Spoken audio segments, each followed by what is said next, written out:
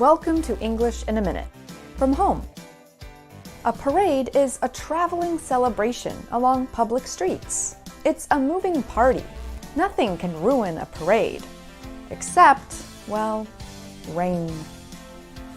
Jonathan, this year I'm entering Washington, D.C.'s original Song-a-Thon contest.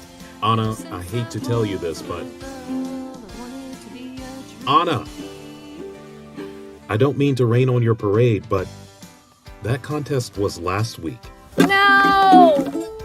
The expression to rain on someone's parade means to ruin someone's good time. If someone rains on your parade, they take away your happiness. All of it.